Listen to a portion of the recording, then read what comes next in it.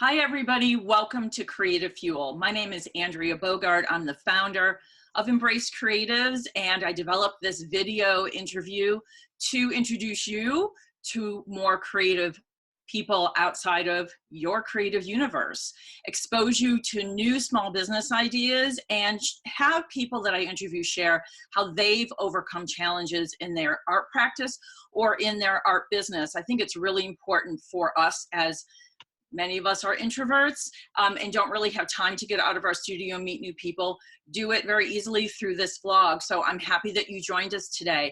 Oh, and if you want to be videoed, go ahead and email team@embracecreatives.com and we'll set you up in our Creative Fuel schedule. And to see more Creative Fuel interviews, go on to embracecreatives.com, open up the blog, and then open up the first link that you see at the top, and you'll find all the blog articles, including an entire list of all of the videos, all of the interviews that I've done with artists and business owners pretty well around the country, actually. So again, welcome to Creative Fuel.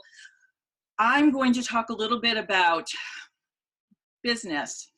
So interestingly enough, yesterday I was the mentor for something called Fashion Hackathon here in Detroit.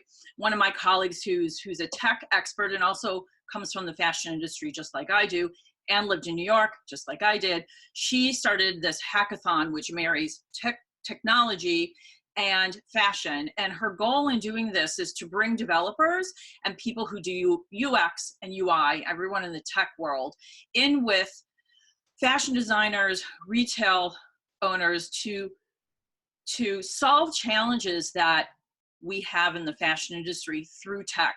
So I was called in to be a mentor. Again, this is my second year, and it's actually her second time doing it.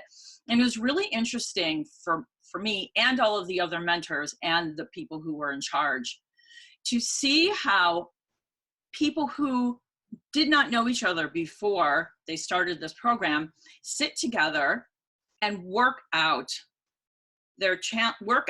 solving this problem, how they get through the egos, if there are any, and how they each kind of bounce ideas and use their experience to help each other. And one of the groups was having a little bit of personality problem. The other groups seemed to be really cohesive and working together really beautifully. It was interesting for me to find how every single person in the group found their space. You had some that, came across as leaders. The others just sat very quietly, taking everything in. They seemed to be more the developers. And I think what they were doing was kind of listening to how this challenge, the solution was unfolding, and figuring out in their mind how they were going to actually put this into a platform, a website, an app. And they were not going to develop this. They were just going to kind of put it together to show how they would solve this problem. And there were two problems that they were solving, and each team chose one. So it was also interesting for me to see how each group was solving the same problem in a slightly different way. And I think about artists collaborating in this sense. A lot of artists collaborate that know each other because you just seamlessly come together, and one of you may produce a type of product that works well with the other product that the artist has, like someone who builds frames would obviously collaborate with someone who paints. But I'm going to challenge you to, the next time you are at an event, to really communicate with people that you don't know and listen to what they have to say and see if there's any way that you can kind of collaborate or work with them in some type of a new product or an event. It's a great way for you to expand your network and open yourself up to new opportunities. So again, see if you can kind of not be shy. I'm very shy. I go to events and I tend to hang out in the back. Except for mine, I have to be like the hostess and introduce everyone. But I'm definitely the first person that listens and kind of sees where I would fit in. So again, thank you for joining us in Creative Fuel. Today, I'm going to introduce you to Markham. He's a fine artist and an Embrace Creatives artist member. We met first at the last Mix with the Maker, which is a pop-up exhibit and networking event that I hold around Metro Detroit. We did one at Gallery Camille, and Markham took time out of his very busy and wonderful schedule to join us. And I was thrilled, and I'm so happy to have him here today. Hi, Markham. How are you? I'm good. How's everyone? How are you? I'm well. Thank you. Thank you. I want you to tell us a little bit about yourself and what you do as a creative. Well, that's a kind of an elaborate answer. I mean, I can go deep with it. I do a lot as a creative. I've been, I started in my undergrad at Wayne State and majored in graphic design there, and mainly to focus on the fine arts.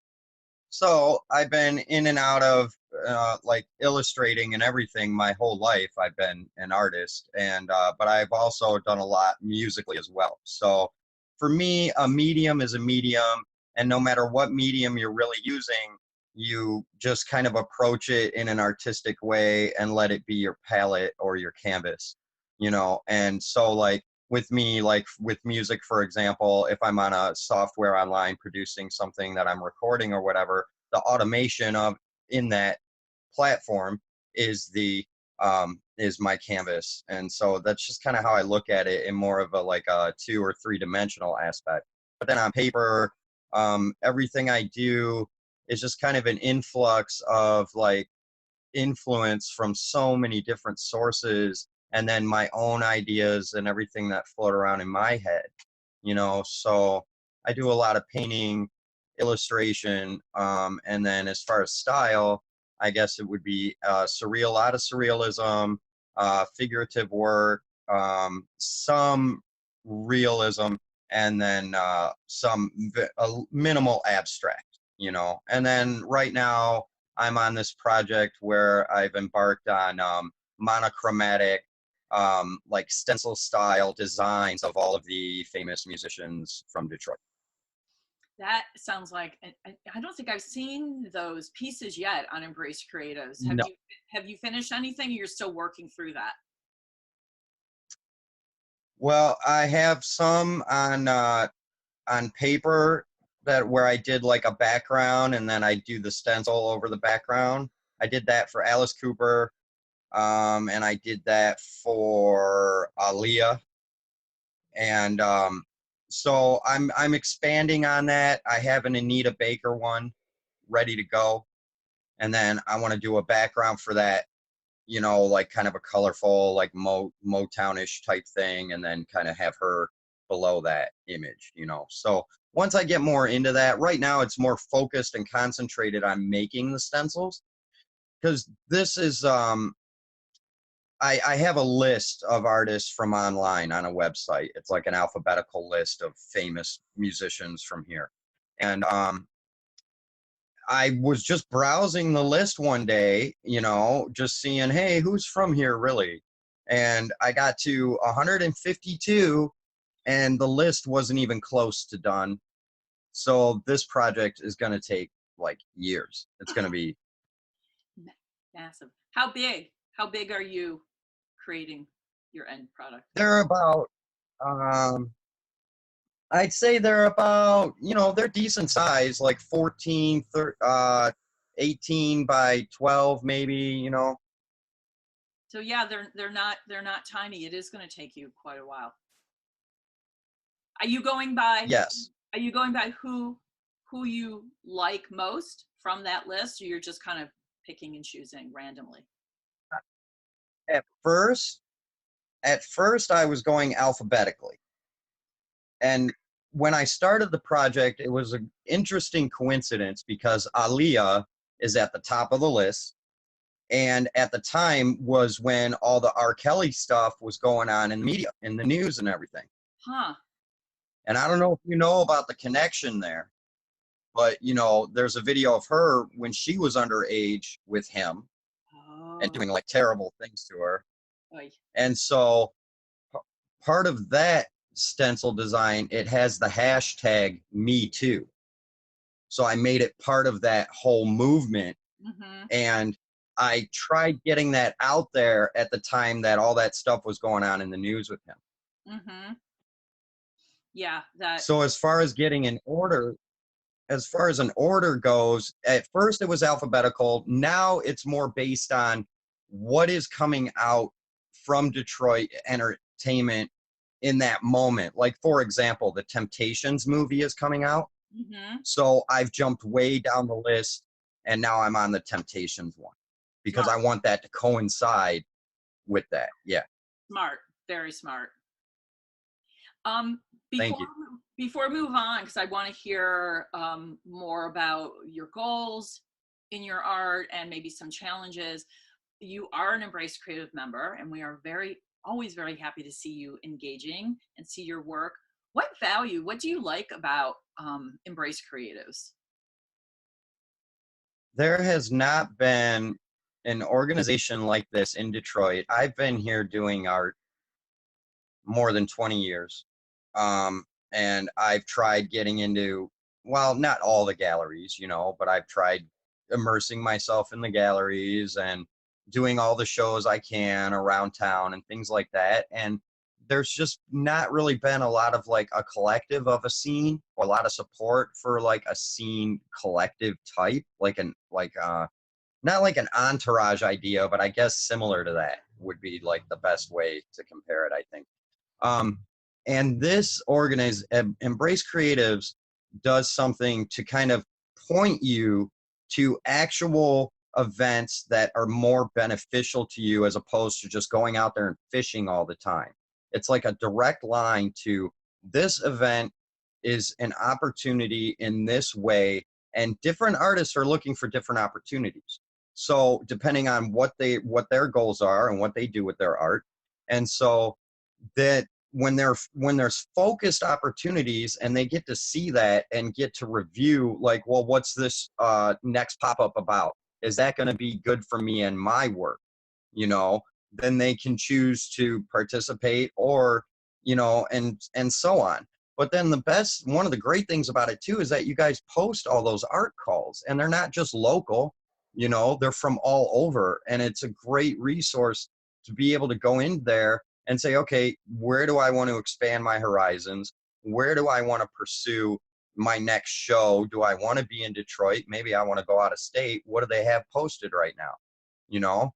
And not only that, but you're bringing this community together in a way that I've never seen. I've seen people try, but the way I've seen people do it in the past is that they've tried doing it with what they wanted out of it in mind. Do you know what I mean by that? I think so. It was more Well, focused. what I'm saying, it was like, let me get a group of artists together because I have this goal of getting my film done or getting some art done for this and that, and I want to use all these guys to get there. Oh, okay. Now, so you think you're in this group of a community of artists that are really doing something good, and then you come to find out later in the aftermath that, all they were really doing was trying to squeeze you for your talent and your knowledge and Mhm. your hard-earned information and everything that you're a benefit that can be of a benefit to other people who need your services, but they don't want to see the value in that. They want to devalue it and kind of you know, try to underscore it and use it where they can. Right, right. And that can be a problem where, well, we're severely undervalued in society, but it's really sad to hear that that happens from within the creative industry, but we know that it happens. So yeah, Embrace Creatives is absolutely not that. My goal is to empower creatives through education, connections, and opportunities. And I really try very hard never to make it about me. It's kind of always, it's that I want to be that conduit between artists and commercial art buyers, whatever that means to the artist, whether it's a sales rep, whether it's a gallery, whether it's a retail store, an interior designer, an architect. And, we've been doing this. Embrace Creatives has only been alive for like almost a year. June 5th will be a year.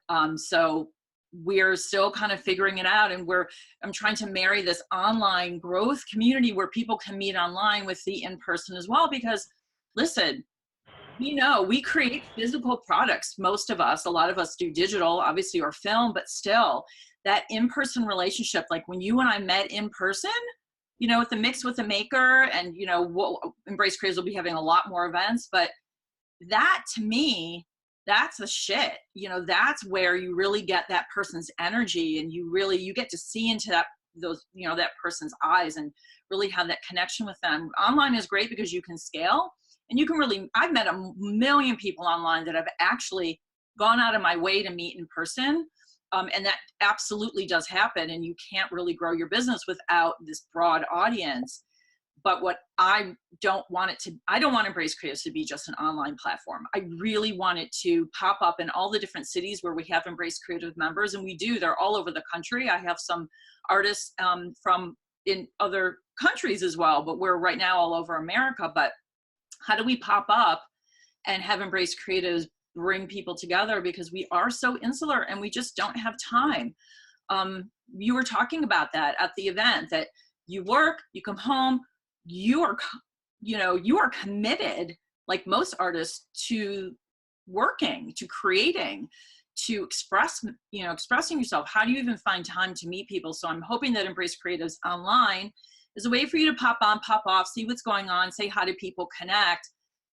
But then, like, you so graciously, you know, gave up part of your time in your studio to come meet with us in person. And that really meant a lot to me, and I really enjoyed it. So I'm very happy that you're with us. Well, I'm very grateful to hear you say that. And also, I'm very happy to have the opportunity to be there, and that you're bringing these things to artists, and these opportunities to artists in the area and in the community. Because I think that's one successful thing that Embrace Creatives is doing so far, is that you're grouping us together, and you're also giving, like I said, you're showing events that are, hey, this is an opportunity, like the next pop-up. I'm not sure I can make it. I'd like to, but a private home, investor, you know, what have you. You know, most artists in this town are so lost, they don't know where to go for something like that. They have no clue. Like, oh my gosh, this opportunity's here. Are you kidding me?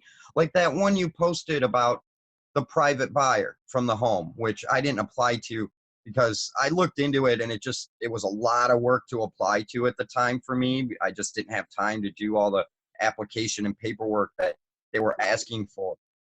But what an opportunity, you know, show all my collection of my work. And if you like it, you do. If you don't, you don't. But if you do, you know, maybe they're getting 4 or 5 pieces, you know, to decorate the house, what have you.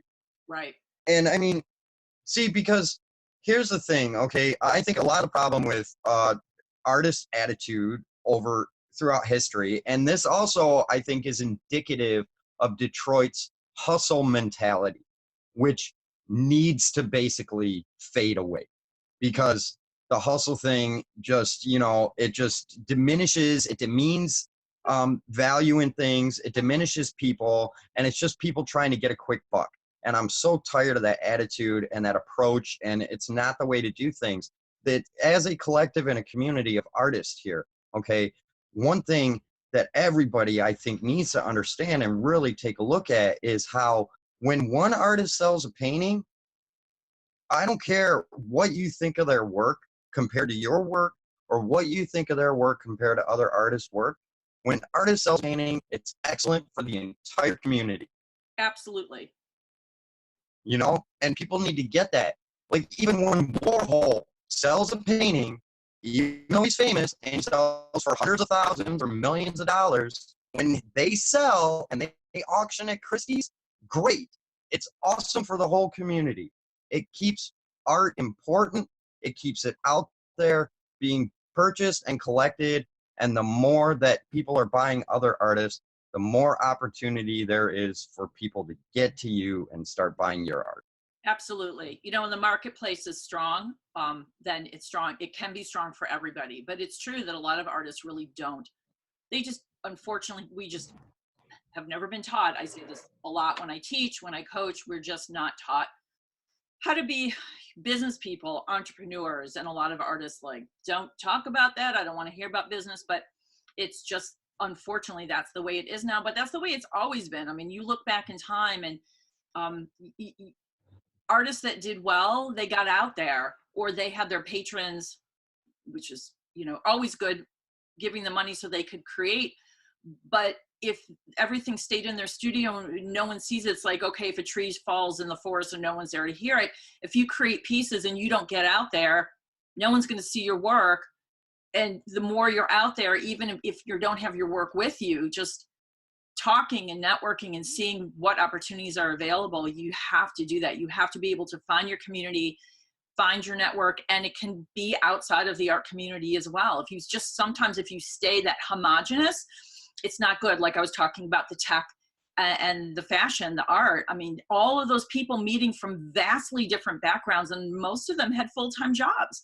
So they had a whole wealth of experience that they were bringing to other people and making connections outside of their creative world, which is really, really important, because everyone is a buyer and everyone could be interested in what it is you're selling. And if they're not, but they meet you and they know what you're doing, then they can introduce you to other people. So it is so important when the marketplace is strong. You're right, it helps the whole community.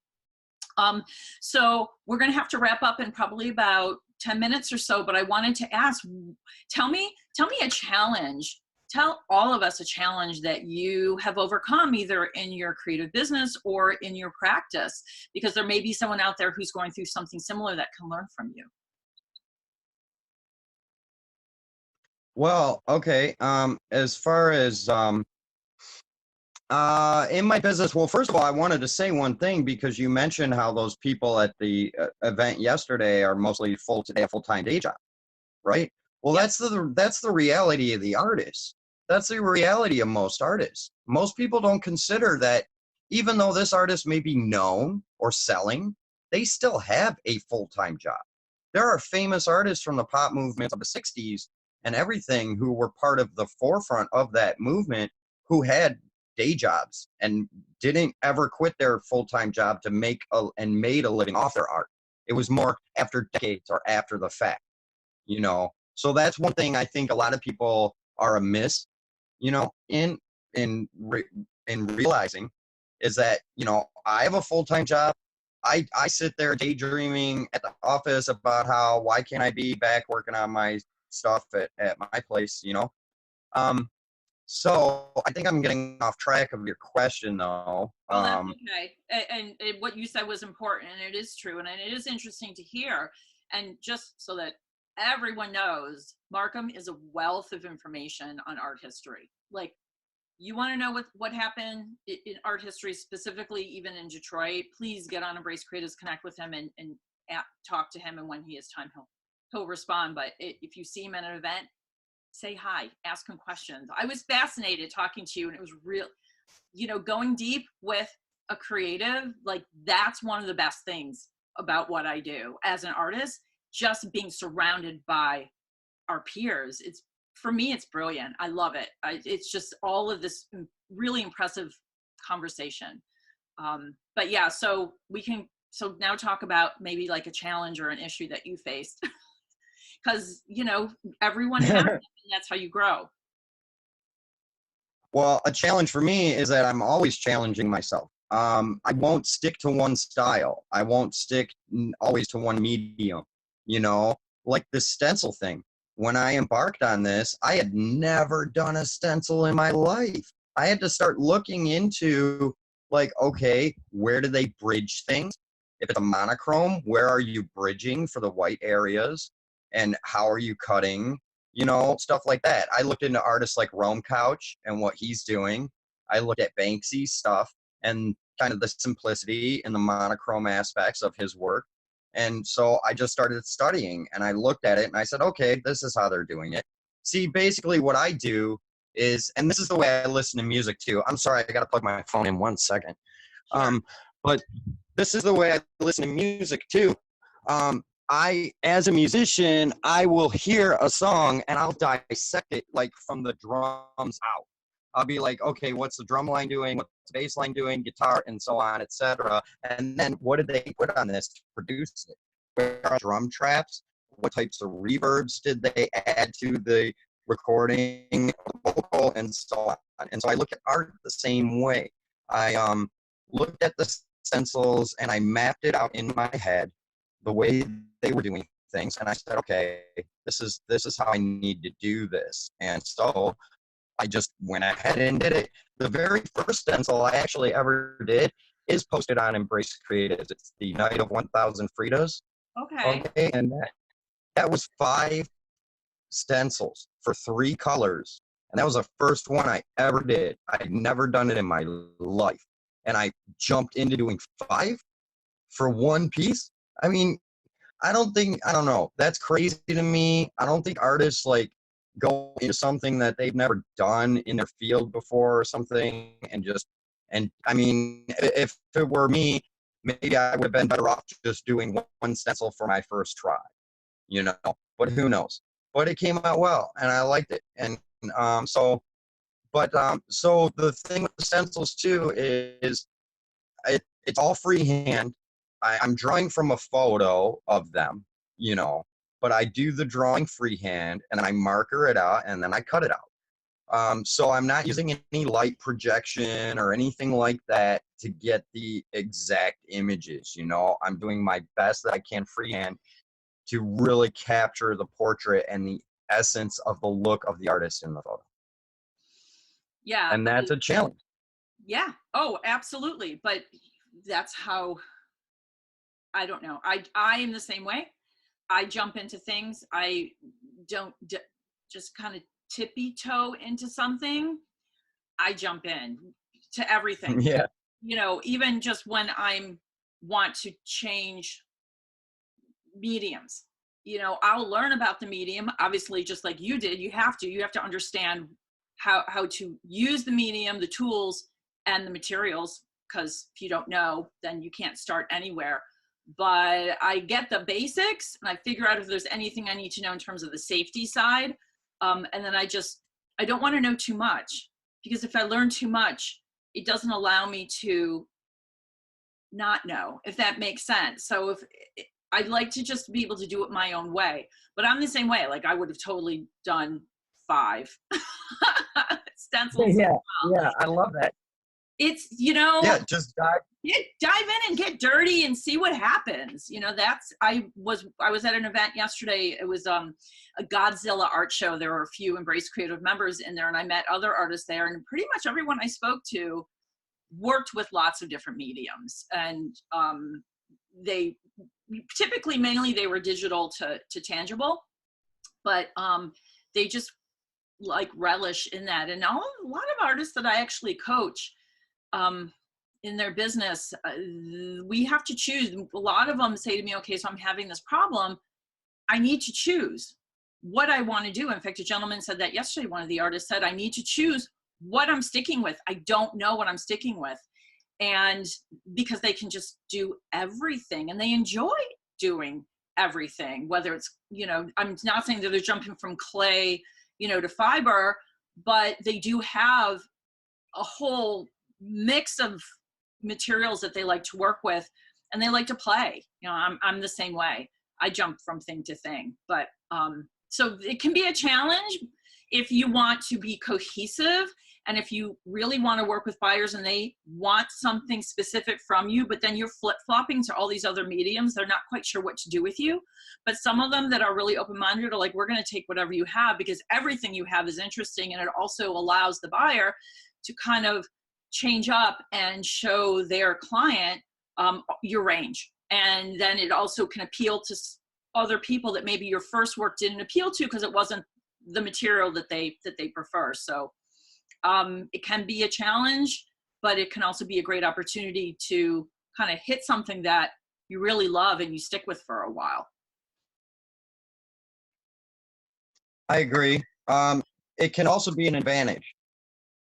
My teachers hated that I was so diverse in my subject matter and everything, and that I was, like you were just explaining, that's exactly how I am, that's exactly how I was, and they could not stand it. And but what it does is, if you've got 50 surrealist pieces or 50 abstract pieces, and you kind of have an idea of the taste of your buyer, then you don't show them your surrealist stuff when they only want to see abstract. But you're diversified to different types of buyers because you're doing all that diverse work. Mm-hmm. So Hmm. you just target it specifically. Right. And that's the advantage to it. Exactly. Exactly. So I'm going to ask you quickly because we have to wrap this up. But what is your goal? What goal do you have with your practice? Mm. Well, I guess like any artist, the goal is to be here painting or drawing all day and just making my living that way, right? But really, right now, my goal is to give back to Detroit with my art and learning new ways and finding better ways to do that and to participate more and to get more involved in the community and the whole art community in general, because I've been doing this for so long, and this city, for its ups and downs and as much as the love-hate relationship I have with it, um, it's what made me, and I think it's time for me to start giving back to it. Well, we are very happy to hear that. And we will benefit from you kind of getting more involved in the community. So thank you. And really thank you for being Thank here you.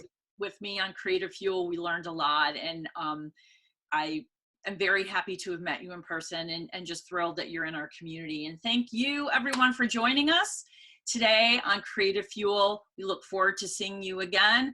I'm trying to drop these interviews like every couple weeks. So please stay on Embrace Creatives, look at our social media accounts, see where the interviews land, and join us on Embrace Creatives. Grow your community and grow your business. Thank you. And thank you, Markham. Thank you. Have a great day. You too. Bye.